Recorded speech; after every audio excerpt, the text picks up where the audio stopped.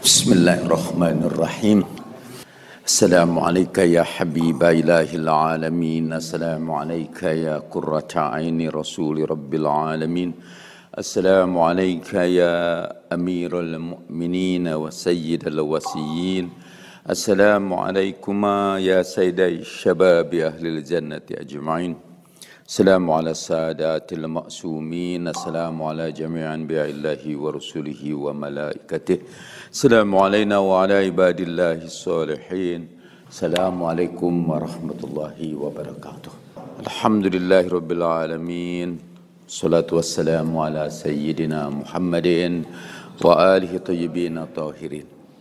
Saya sekarang tidak membawa buku, tidak membawa laptop. Yang saya bawa sekarang adalah hati yang penuh kerinduan. Saya mau berbagi kegelisahan dengan kita semua. Pada zaman Nabi, kegelisahan itu juga menimpa beberapa sahabat Nabi sallallahu alaihi wasallam. Kegelisahan yang dalam satu kitab disebut ghullat atau taghali. Asalnya dari kata ghala yughali mughalatan. Kata dan menurut kamus, ghala artinya tajawazal had, melewati batas. Di dalam Al-Quran, Allah Subhanahu wa Ta'ala menjelaskan hukum-hukum agama, tetapi di ujungnya ada beberapa ayat yang melarang kita berlebih-lebihan. Al-Quran menyebutnya tilka hududullah fala ta'taduha. Itu hukum-hukum Allah. Janganlah sekali-kali kalian berlebih-lebihan dalam menjalankan hukum Allah. Menjalankan hukum Allah itu bagus, tapi kalau berlebih-lebihan itu tidak boleh. Orang yang melakukan hukum Allah secara berlebih-lebihan disebut ghullat, dan perilakunya disebut taghala. Dalam bahasa Arab kata ghali artinya orang-orang yang berlebih-lebihan, juga berarti mahal. Lawannya rokhis kalau kita belajar bahasa Arab. Ats-tsaman ghali, harganya mahal. Jadi ghali itu artinya mahal dalam bahasa Arab modern. Dan apa artinya mahal? Mahal membayar lebih dari seharusnya. Mahal itu artinya membayar berlebihan. Itu membayar melewati harga. Tentu ada ifrat, ada tafrid, ada membayar yang berkekurangan. Itu disebut rokhis di dalam bahasa Arab. Artinya murah. Di Indonesia rokhis artinya petugas rohani di tentara. Dalam bahasa Arabnya itu murahan. Kembali lagi, kita tidak boleh melewati batas. Tadi di zaman Rasulullah Sallallahu Alaihi Wasallam, satu hari Salman Al-Farisi melihat istri Abu Darda dalam keadaan yang mengkhawatirkan. Jadi pakaiannya sudah tidak terurus, kelihatannya seperti menyimpan kesusahan. Kemudian Salman menduga pasti ada sesuatu yang tidak beres dan bertanya, singkatnya cerita, istrinya bercerita bahwa suaminya Ibu Darda sudah tidak memperhatikan dunia lagi. Kerjanya ibadah saja. Dan istrinya juga sudah diabaikan. Rumah tangganya sudah tidak diurus. Perhatian utamanya hanya kepada ibadah. Bahkan puasa aja, siang hari puasa, malam hari beribadah. Lalu Salman minta izin datang ke rumahnya, kemudian dijamu, kasih makan. Siang hari itu Abu Darda gak mau makan, dia lagi puasa. Salman tidak mau makan juga. Kata Salman, aku tidak makan kalau kamu belum berbuka bersamaku. Ya karena dia menghormati tamu, makanlah dia. Di dalam hadis-hadis itu kalau kita lagi puasa sunat, kalau kita menjamu tamu atau kita dijamu sebagai tamu, kita harus buka. Dan kita akan mendapat pahala sama seperti puasa itu seluruhnya. Karena pahala penghormatan terhadap tamu jauh lebih mulia dari pahala menyelesaikan puasa sunat. Jadi akhirnya Abu Darda pun ikut makan.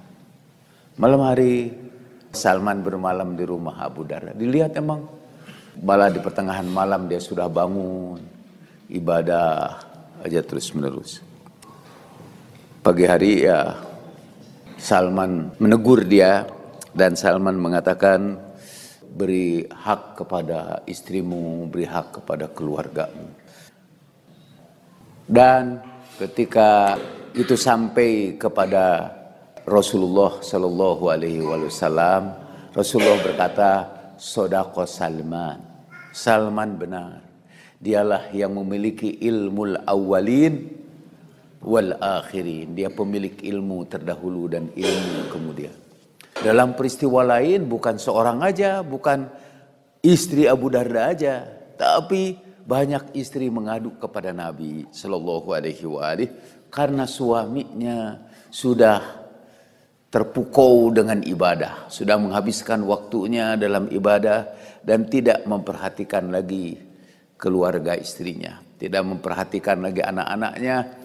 Dia menghabiskan waktunya ya siang berpuasa, malam. Istrinya mengadu kepada Rasulullah Sallallahu Alaihi Wasallam. Rasulullah memanggil mereka dan Rasulullah berkata, aku adalah orang yang paling takwa di antara kalian. Kalau Rasulullah menyebut aku paling takwa, itu bukan sombong atau bukan narsis. Beliau sedang menceritakan fakta untuk mengingatkan orang. Ini Nabi itu adalah orang yang paling takwa. Dia diutus sebagai utusan Allah. Aku makan seperti kalian makan dan aku juga bergaul dengan istriku, kata Rasulullah. Balah dalam hadis yang lain disebutkan, inna li jasadika haqqo, ya. Tubuh kamu itu punya hak, keluarga kamu punya hak, anak-anak kamu punya hak. Tidak boleh kita menjalankan agama berlebih-lebihan sehingga kita mengabaikan hak-hak orang di sekitar kita. Bahkan kalau pakai istilah sekarang, sehingga kita melanggar hak-hak asasi manusia yang lain. Karena berlebih-lebihan di dalam menjalankan agama. Tilka hududullah fala ta'taduha. Itu adalah batas-batas Allah. Janganlah kamu berlebih-lebihan. Nah, saya ingin sekarang ini sebetulnya berbicara tentang agama yang contoh-contoh semasa sekarang ini yang berlebih-lebihan di dalam menjalankan agama atau berlebih-lebihan dalam perasaan bahwa dia sedang menjalankan agama. Di dalam ilmu pengetahuan, kalau sesuatu itu berlebih-lebihan, pakai isme di ujungnya. Psikologisme itu berlebih-lebihan dalam menjelaskan segala sesuatu dengan psikologi. Jadi semua bisa dijelaskan dengan psikologi. Padahal psikologi punya tugas khusus itu. Psikologi misalnya tidak bisa memperbaiki mesin mobil. Tapi kalau psikologi dibawa untuk menjelaskan mengapa mobil itu mogok, itu namanya psikologisme. Sosiologi itu bagus untuk menjelaskan masyarakat. Ilmu tentang interaksi sosial. Sosiologi itu ilmu tentang kehidupan masyarakat. Tapi kalau sosiologi dipakai misalnya untuk menjelaskan mengapa penduduk tidak kerja bakti sekarang ini. Walaupun itu urusan masyarakat.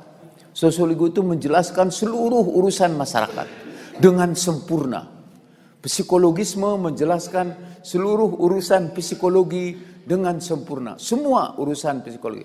Tapi psikologi tidak bisa dipakai untuk memperbaiki kendaraan bermotor. Sosiologi tidak bisa dipakai untuk menjelaskan mengapa orang tetap datang ke Al-Munawwaroh padahal diancam oleh kelompok gulat yang lain.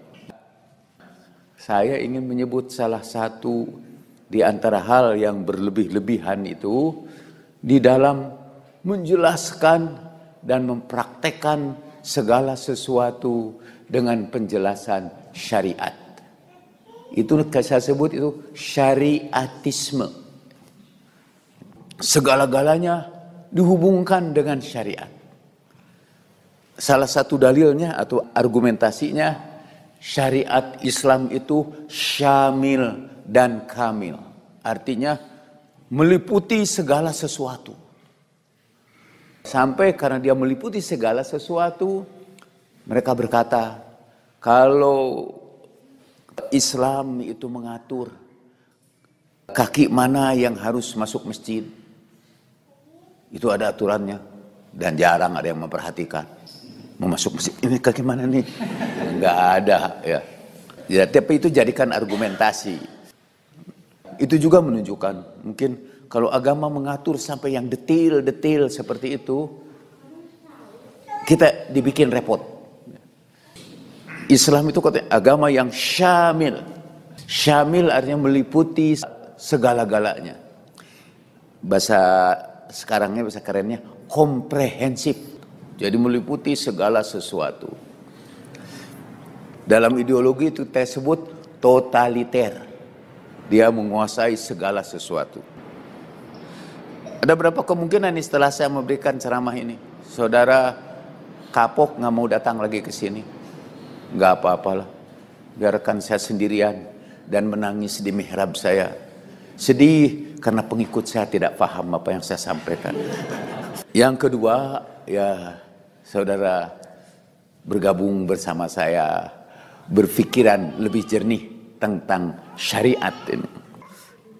Seperti itu tadi itu, Abu Darda, karena Islam mengajarkan tentang betapa mulianya melakukan puasa terus-menerus, betapa mulianya dan betapa besar pahalanya menghabiskan setiap malam untuk sholat tahajud.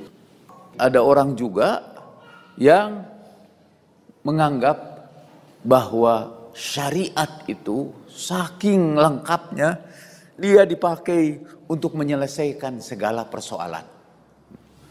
Padahal syariat punya tugas sendiri. Syariat itu, misalnya argumentasi, kalau kita masuk masjid, kita dahulukan kaki kanan. Kalau masuk toilet, kita dahulukan kaki kiri.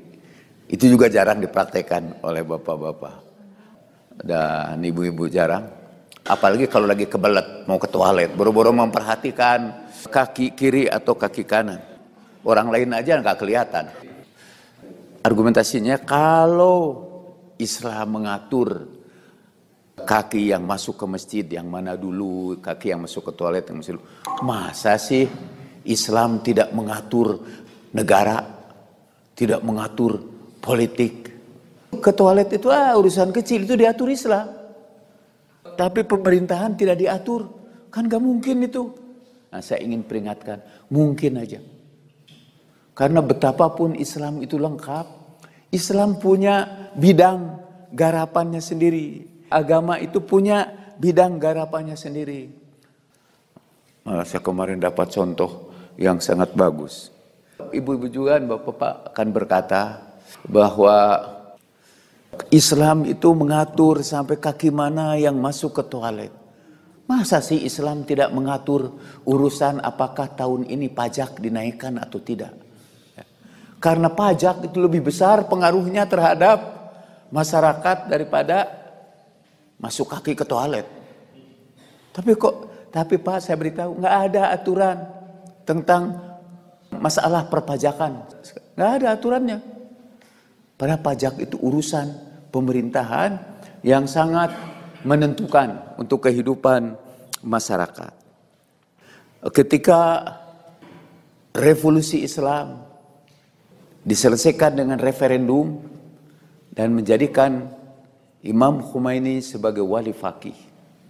Lalu orang-orang setelah itu kan melihat Islam itu sempurna. Pasti Islam juga ada aturan untuk membuat undang-undang. Untuk membuat undang-undang dasar Iran waktu itu. Ternyata tidak ada.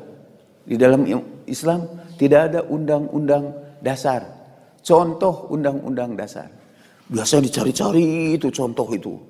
Mana yang ada ya undang-undang dasar di zaman Nabi? Ketemu Mithaq Madinah atau disebut apa lagi? Wathaiq Madinah atau konstitusi Madinah. Malah wathaiq yang artinya ikatan atau perjanjian sekarang diterjemahkannya konstitusi. Tuh ada aturan negara konstitusi Madinah. Apa yang ada di situ? Nabi bersama Bani Auf, seluruh bani itu, karena perjanjian Madinah itu bukan satu, tapi banyak. Mula-mula dengan Bani Auf, dengan Bani ini, sampai disebut juga wathaiq.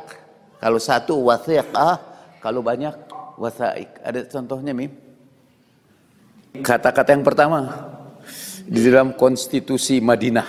Saya mungkin tidak menggunakan konstitusi, itu kontrak sosial antara Rasulullah dengan kabilah-kabilah di negeri Arab, khususnya di Madinah. An-Nabiy sallallahu alaihi wasallam bainal mu'minina wal muslimina min Quraisy wa Yathrib wa man tabi'ahum hum ummatun wahidah min dunin nas. Nabi sallallahu alaihi wasallam, kaum mukminin dan kaum muslimin dari kalangan Quraisy dan Yathrib dan yang mengikuti mereka itu satu umat yang satu di antara manusia seluruhnya. Al-muhajirun min Quraisy ala rib'atihim. Nanti kaum muhajir tetap mengikuti tradisi mereka. Ya ta'akaduna bil ma'ruf, membuat perjanjian dengan baik dan adil di antara kaum mukminin. Bil ma'rufi wal qisti. Wa banu Auf ala rib'atihim yata'akaduna ma'aqilahum wa kullu ta'ifatin tufdi aniyaha bil ma'ruf wal qisti bainal mu'minin. Wa banu Sa'idah ala rib'atihim yata'akaduna minhum tufdi aniha bil ma'ruf wal qisti bainal mu'minin. Wa bani al-Hars dan seterusnya. Ini daftar bani. Dan Nabi memang berjanjinya berkali-kali. Jadi membuat perjanjian bahwa mereka akan memelihara, saling membantu dalam menjaga perjanjian mereka dan masing-masing menjalankan tradisi mereka sendiri.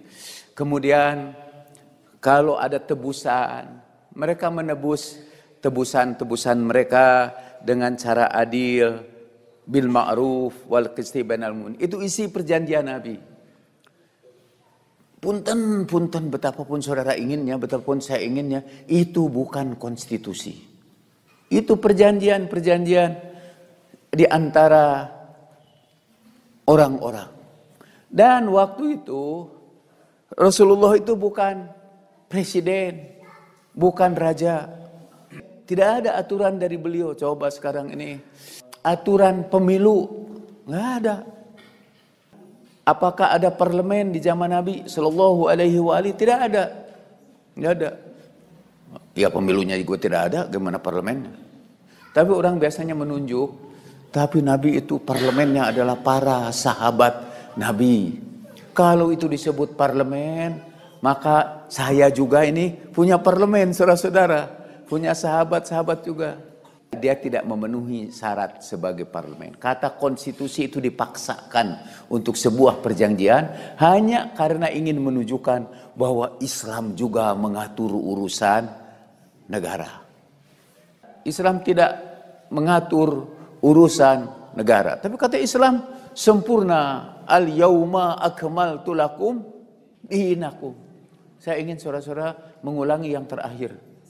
Al-yauma akmaltu lakum dinakum. Al-yauma akmaltu lakum dinakum. Yang Allah sempurnakan itu adalah agama kamu. Allah sempurnakan agama itu. Untuk mengurus apa? Untuk mengurus urusan agama yang bersangkutan dengan keimanan kepada Allah, kepada Rasulnya. Kita harus menegakkan akhlak sebagaimana yang diajarkan oleh Rasulullah Sallallahu Alaihi Wasallam. Dan yang menarik, kata syariat itu hanya satu kali disebut dalam Al-Quran, dan itu artinya akhlak yang baik. Itu artinya moral, karena lawannya dalam ayat itu, dan janganlah kamu ikuti hawa nafsu mereka. Itu di dalam ayat syariatan. Dan Islam memang mengatur seluruh perilaku kita yang berkaitan dengan kehidupan beragama kita. Akhlak pun itu dihubungkan dengan keimanan. Sampai Nabi Shallallahu Alaihi Wasallam bersabda, la yu'minu ahadukum man bata syub'anan wa jaruhu ja'iun bijanbi. Kamu belum disebut beriman, kamu tidak dihitung beriman. Iman kan urusan agama ini. Agama itu urusan iman. Kamu tidak disebut beriman kalau kamu makan kenyang, tetangga di samping kamu tidur kelaparan. Itu kamu tidak disebut beriman. Dari iman kepada Allah Subhanahu wa taala terpancar seluruh aturan hidup yang berkaitan dengan nilai-nilai akhlak. Jadi kalau Islam meliputi segala hal, betul, tapi dari segi aturan moral. Bukan bahwa Islam nanti mengatur urusan ekonomi, enggak. Paling-paling nilai-nilai dalam berdagang, kita harus berdagang itu harus jujur, gitu. Itu yang diatur oleh Islam. Tapi caranya berekonomi harus mengikuti perkembangan masyarakat. Tidak mungkin Islam mengaturnya. Salah satu yang mengesankan saya dari diskusi dulu dengan Profesor Ahmad Sanusi dan Kiai-Kiai NU dari Uninus. Dulu ada diskusi, ada dialog. Dan dalam dialog itu, salah seorang Kiai NU menyampaikan satu kaidah.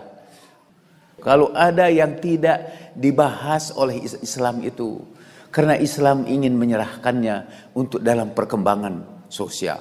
Jadi aturan-aturan hukum itu tidak lengkap di dalam Islam. Sekali lagi, aturan hukum tidak lengkap di dalam Islam. Yang dilengkapkan itu al-yauma akmaltu lakum dinakum. Agama kamu yang dilengkapkan itu, bukan aturan-aturan hukum. Al-Quran itu menunjukkan kepada kita bahwa apa yang meliputi segala hal itu adalah aturan-aturan moral, nilai-nilai akhlak. Di dalam istilah Islam itu disebut adab. Karena itu seluruh ajaran Allah kepada Nabi itu disebut adab oleh Nabi Sallallahu Alaihi Wasallam. Adabani Rabbi fa ahsana ta'dibi. Allah itu mengajarkan kepadaku adab dan Allah baikkan adabku. Quran itu kitab adab. Dalam bahasa Arab modern adab artinya sastra. Jadi tambah pusing orang. Adab ini artinya nilai-nilai moral. Nah itu lengkap Islam itu. Menilai nilai moral. Memang dalam Islam ada aturan untuk memasukkan kaki ke masjid. Tetapi tidak ada aturan misalnya bagaimana menjalankan pemerintahan. Apakah sistem kerajaan, apakah sistem demokrasi, apakah sistem oligarki, apakah sistem anarki kali. Banyak daerah-daerah itu yang tidak punya kerajaan. Bahkan kata Nabi Shallallahu Alaihi Wasallam dalam perkembangan masyarakat Nabi, beliau baru sampai kepada tahap dalam sosiologi politik chiefdom, belum mencapai state, belum mencapai negara.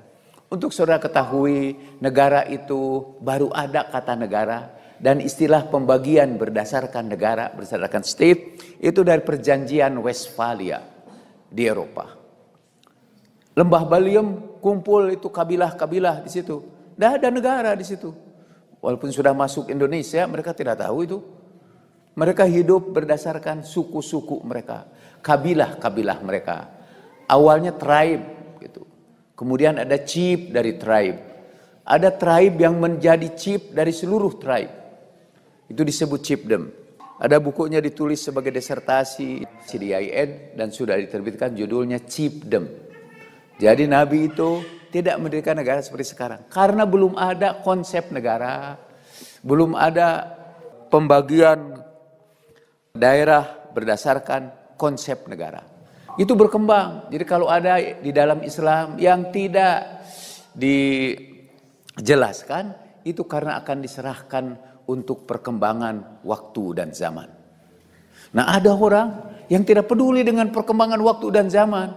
Jadi kalau ada aturan keduniaan yang biasa, yang dilaksanakan oleh Nabi, itu juga harus kita jalankan sekarang, walaupun sudah tidak cocok lagi dengan zaman. Tidak sesuai dengan zaman. Yang sederhana misalnya, bapak-bapak dan ibu juga pasti ikut serta dengan saya, itu ikut mengkritik. Dulu waktu saya di Amerika, saya ikut jemaat tabligh. Dan ada seorang Amerika selalu bawa sebagai sikat giginya itu siwak. Disimpan di sini nih, di sakunya. Saya tidak mau mencium dadanya.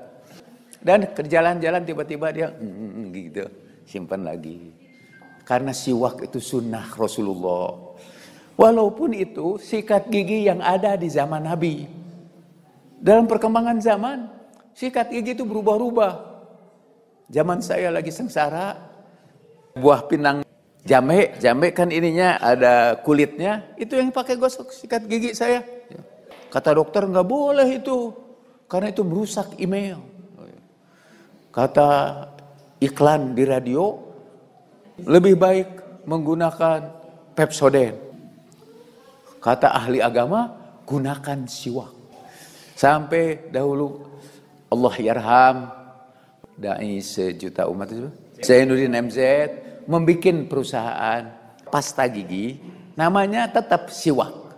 Walaupun di dalamnya bukan siwak lagi. Namanya siwak dan tidak laku. Karena itu sudah tidak sesuai dengan zaman saja. Namanya aja udah nggak sesuai dengan zaman.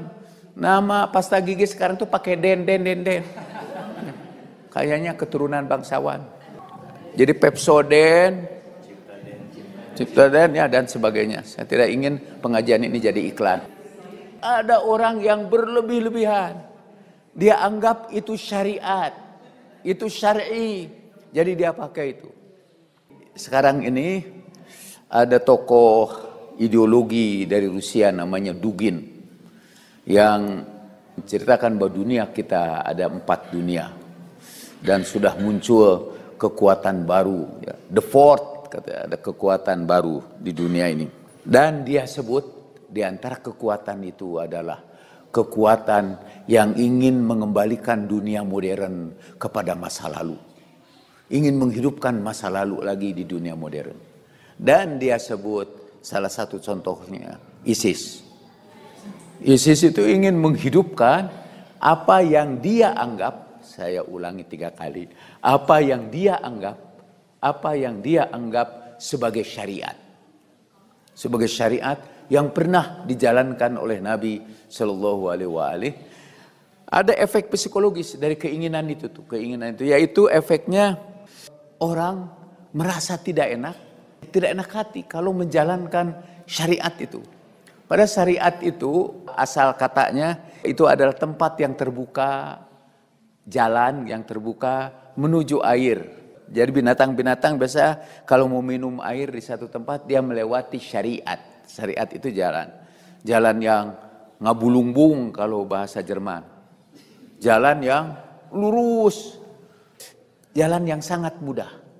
Sampai berkali-kali juga Allah Subhanahu wa taala menjelaskan Islam itu mudah.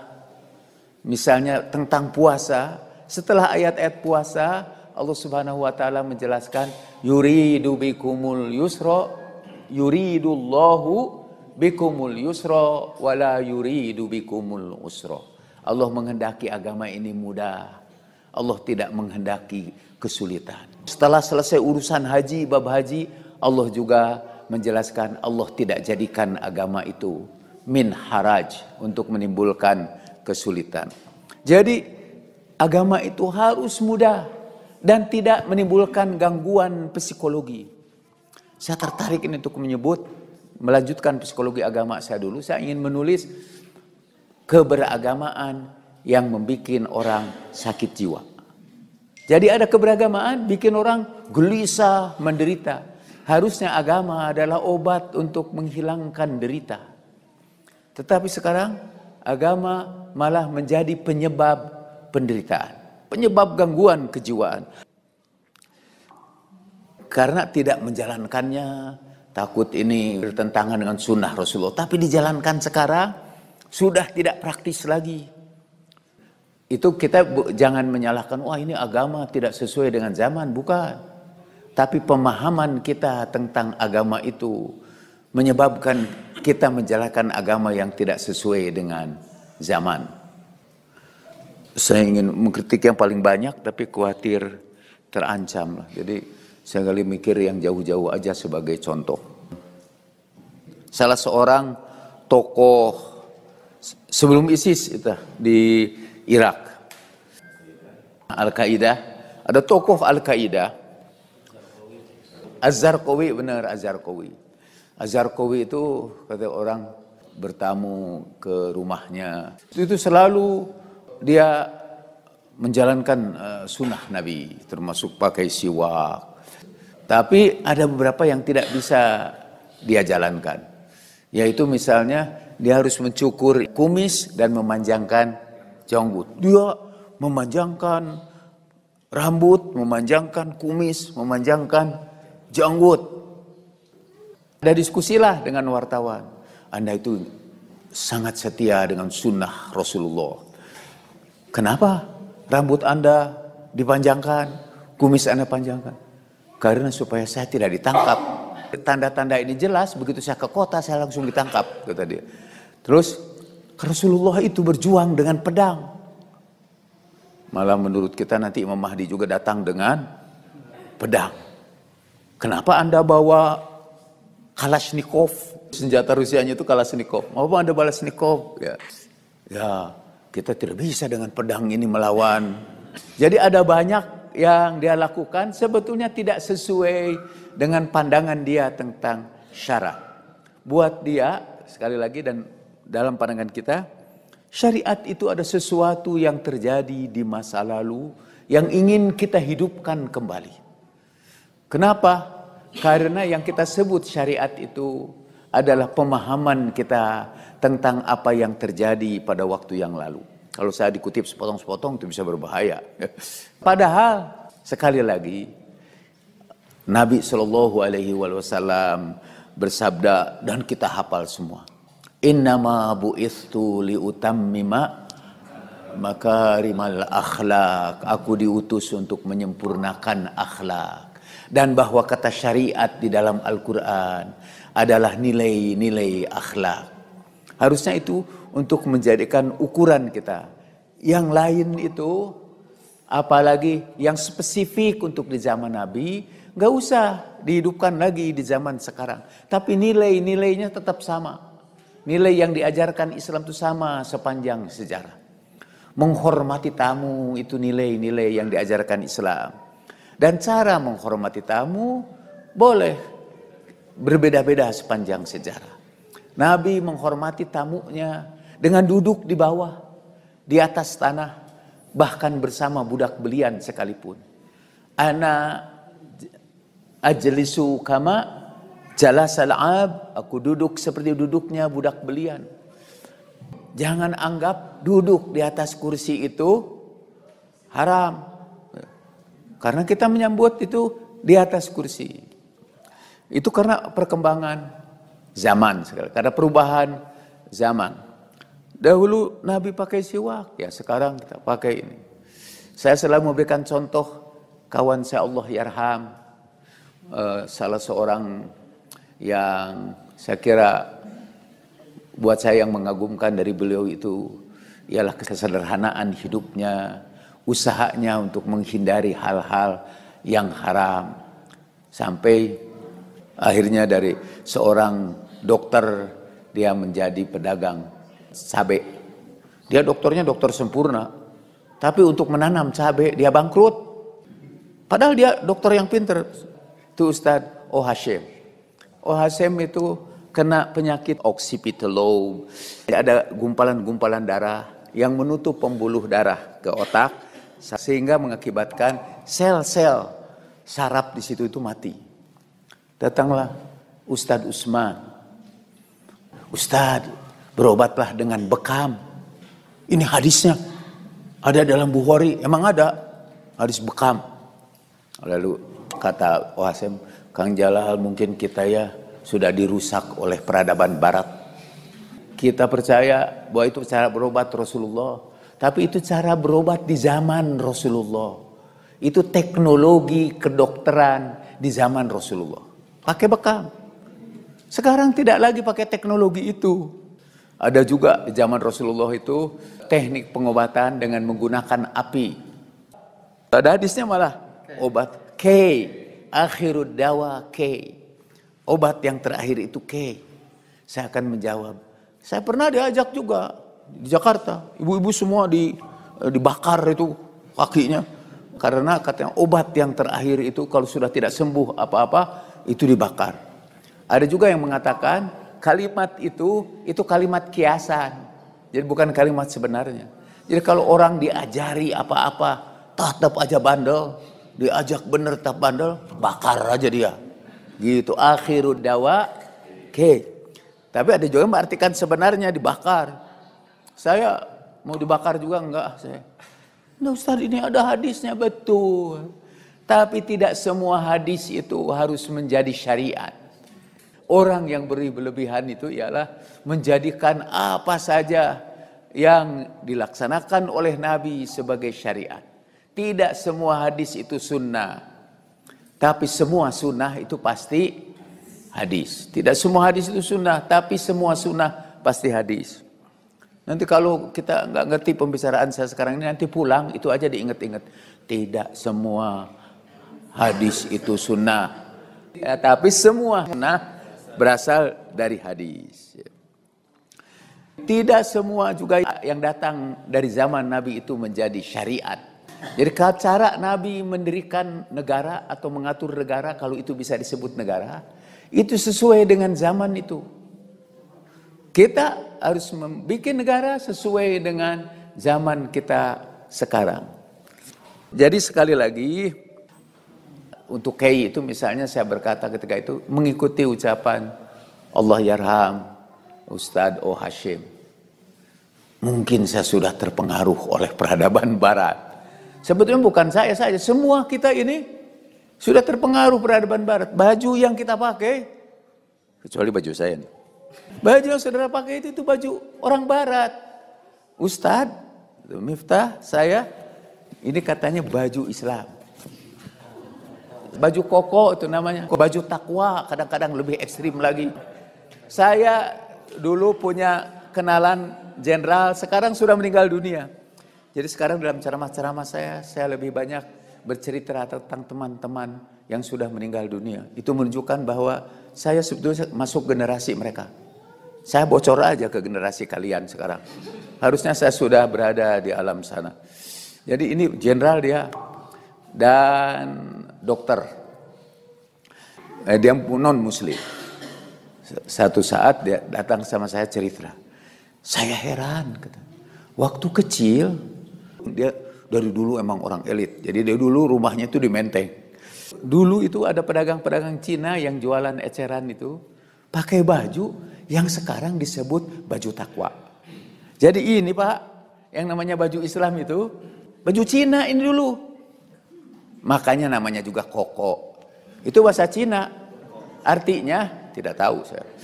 Jadi itu baju koko itu kan. Lain si koko anu makena, tapi ini memang baju Cina. Pergi aja ke Hong Kong itu yang rickshaw itu apa yang dorong-dorong kayak beca itu, bajunya kayak begini.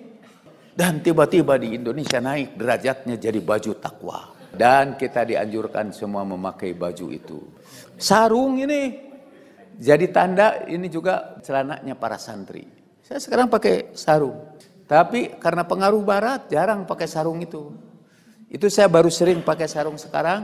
Satu karena pengaruh santri. Jadi kita harus menghidupkan kembali budaya santri. Karena pengaruh Miftah. Miftah itu sekarang setelah jadi ustadz pakai sarung, pakai peci. Dulu waktu saya membina saudara-saudara di pengajian enggak. Dulu kan saya malah ada yang membuat disertasi tentang diri saya. Salah satunya katanya ialah tidak ada pakaiannya menunjukkan tanda-tanda keustadan. Dulu kadang-kadang rambut saya gondrong kalau dulu kan. Pakaian saya dulu selalu ini dimasukkan ke dalam. Sehingga ada salah seorang tokoh gerakan Ahlul Bait di Makassar itu. Dia selalu memasukkan itunya ke dalam. Itu dulu tuh. Namanya Syamsuddin Baharudin. Sekarang saya itu juga karena perkembangan zaman. Sekarang kan rata-rata ini yang trendy itu baju itu disimpan di luar. Dan sampun melihat saya pakai baju di luar. Dan sekarang pun di luar. Saya jadi teringat katanya Rasulullah kepada Imam Ali itu, min nafsiu wahidah, dari diri yang satu. Karena apa yang dilakukan Rasulullah X itu dilakukan oleh Imam Ali itu juga X katanya. Misalnya Ja'far bin Abi Talib disebut paling menyerupai Rasulullah khulqan wa khuluqa, dalam akhlak dan di dalam penampilan dirinya. Begitu juga Sayyidah Fatimah, kata Aisyah, tidak ada orang yang paling mirip Nabi dalam cara berbicara dan cara berjalannya kecuali Sayyidatuna Fatimah salamullahi alaiha. Saya ingin melanjutkan acara ini ya, sambil menyambung dulu pembicaraan kita tentang Islam dan Islamisme. Saya ingin menyimpulkan pertama, kita dianjurkan untuk menjalankan syariat sebaik-baiknya. Tetapi kita tidak boleh berlebih-lebihan. Berlebih-lebihan itu namanya gulat. Jangan masuk Syiah gulat, jangan masuk Sunni gulat, jangan masuk PDIP gulat. Pokoknya yang gulat-gulat itu tidak boleh lah.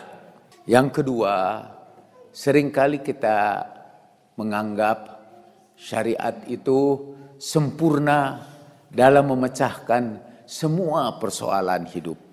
Padahal ada beberapa persoalan kehidupan itu yang mengikuti perubahan perkembangan zaman. Masalah kedokteran misalnya itu harus mengikuti perkembangan zaman. Penyembuhannya juga mengikuti perkembangan zaman. Saya tidak ingin mengambil contoh kesimpulan dari orang Islam. Tapi di Kristen ada yang namanya gereja Yehovah. Saksi Yehovah, Jehovah Witness. Mereka tidak mau ditransfusi darah. Karena bercampur dengan darah orang lain itu haram. Banyak yang mati. Tapi mungkin mereka merasa mereka syahid.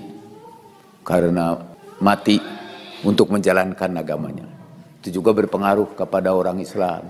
Banyak yang juga merasa syahid karena menjalankan syariat Islam seperti yang diketahuinya. Jadi sekali lagi kesimpulan kita yang kedua, kalau ada agama, dalam agama itu tidak kita atur, jangan paksakan agama untuk ikut-ikut ngatur. Biarlah itu diatur oleh perkembangan situasi dan zaman, perkembangan situasi dan kondisi. Ya. Supaya kita tidak menjadi makhluk yang anakronis. Anakronis itu makhluk yang tidak sesuai dengan zamannya. Sekarang ini saya baru ketemu di YouTube, nanti bisa saudara cari. Di Turki, di situ ada sekelompok orang yang dalam keluarga itu lahir itu anak-anaknya itu sampai dewasa tidak bisa berdiri. Jadi dia jalannya merangkak aja. Menurut para ahli teori evolusi, itu sisa-sisa dari perkembangan manusia dari monyet kepada manusia. Manusia itu kan ada monyet yang kemudian berjalan tegak, katanya Pithecanthropus erectus, monyet yang berjalan tegak. Ini ada manusia yang berjalan merayap. Jadi itu makhluk antara. Dia hidup harusnya di zaman sekian puluh ribu tahun yang lampau, sekarang hidup di zaman ini. Nah, jangan itu kita sebut makhluk yang anakronis, artinya yang sudah tidak sesuai dengan perkembangan evolusi. Janganlah kita menjadi makhluk-makhluk yang tidak sesuai dengan zamannya. Mari kita belajar dari para ulama terdahulu yang mengatakan taghayyurul ahkam bitaghayyuriz zaman, berubah hukum karena perbedaan waktu. Nah, tentu ini kepada hukum-hukum tertentu. Sekali lagi, hukum-hukum moral, kalau itu disebut hukum, itu berlaku abadi. Dan dia mengatur seluruh hidup kita. Hanya dalam pengertian itu, syariat itu syamil dan kamil, katanya. Jadi lengkap dan sempurna. Cuma untuk sampai kepada pemahaman itu kita memerlukan rajin-rajinlah belajar di sini untuk melanjutkan kursus kita ini. Dan kalau berhenti di tengah itu samogol, itu kalau hui itu samogol, hui yang karena orang Malaysia juga dengar itu. Jadi kita sebut ada ubi. Kalau kita masaknya tidak cukup matang, itu disebut samogol. Nah, makan ubi yang tidak matang itu hanya jadi penyebab keluar angin. Penyebab keluar angin, dan itu mengganggu masyarakat secara sosial. Hindari belajar yang sedikit-sedikit itu. A little learning is a dangerous thing, kata Pope. Ya. Belajar yang sedikit itu adalah berbahaya. Kita sekarang ini terlalu banyak hadir orang-orang yang belajarnya sedikit, langsung jadi ustadz malah. Dan itu a little learning is a dangerous thing. Wa ma taufiqi illa billah, alaihi tawakkaltu wa ilaihi unib. Wassalamualaikum warahmatullahi wabarakatuh.